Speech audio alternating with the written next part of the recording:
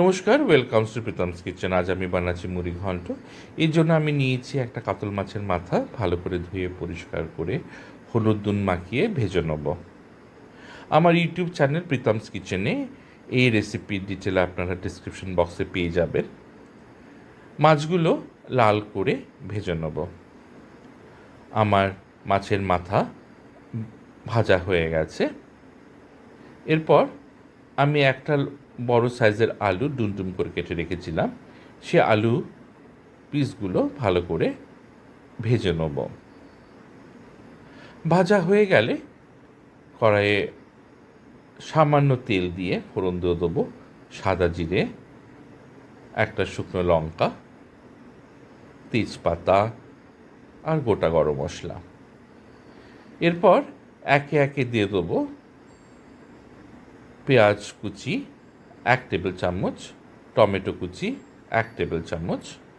সামান্য ভাজা হয়ে গেলে দিয়ে দেবো 2 চা চামচ আদা বাটা। সামান্য জল দিয়ে দেবো মশলা একে এক করে। দিয়ে দিলাম জিরে গুঁড়ো, ধনে গুঁড়ো, দেবো লাল লঙ্কার গুঁড়ো আর দেবো হলুদ গুঁড়ো।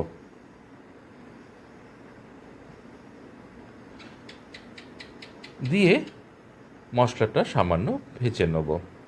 হালকা ভাজা হয়ে এলে ভেজে রাখা আলুগুলো আমি মশলার মধ্যে ছেড়ে দেবো। মশলা আলুর গায়ে লেগে গিয়েছে। এরপর সামান্য জল দিয়ে মশলাটা কষিয়ে নেব। সামান্য কষে এলে আমি দিয়ে দেবো আতপ চাল। আমি আতপ চালটা ভিজিয়ে রেখেছিলাম কিছুক্ষণ। এবার আতপ চাল আলুর সঙ্গে, আলু মশলার সঙ্গে ভালো করে মিশিয়ে নিন। জলটা শুকিয়ে এলে এবার দিয়ে দেবো আমি স্বাদ মতো নুন মিশিয়ে নিন। এরপর ভেজে রাখা মাছের মাথাগুলো আমি একে একে দিয়ে দেবো। দিয়ে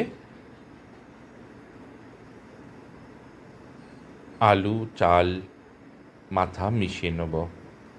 দিয়ে দেবো কাজু, বাদাম আর কিশমিশ। এরপর দেবো পরিমাণ মতন জল। আমার আলু সেদ্ধ হবে মতন জল দেবো, আর চালও সেদ্ধ হতে লাগবে। জল শুকিয়ে এলেই আমার রান্না রেডি। আমার তরকারি ফুটে এসছে, জল শুকিয়ে এসছে। এবার দেবো স্বাদ মতো চিনি আর গরম মশলা, ভালো করে মিশিয়ে নিন। পরিবেশনের আগে ঘি দিয়ে দিন।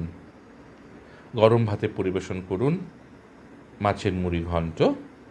কেমন লাগলো জানাবেন, ভালো লাগলে লাইক করবেন, আমার চ্যানেলটা সাবস্ক্রাইব করুন। আরও নতুন নতুন রেসিপি নিয়ে ফিরে আসবো। আজ এই অবধি, নমস্কার।